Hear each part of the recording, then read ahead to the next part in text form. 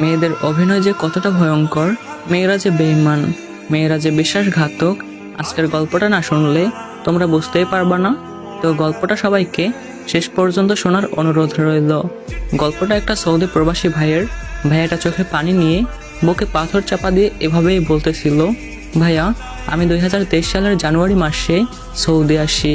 সবকিছু ভালোই চলতেছিল, নতুন দেশ, নতুন মানুষ, নতুন জীবন, সবকিছু যেন স্বপ্নের মতোই লাগতেছিল। এক কথায় আমি যেন একটা খুশির জগতে হারিয়ে গেলাম।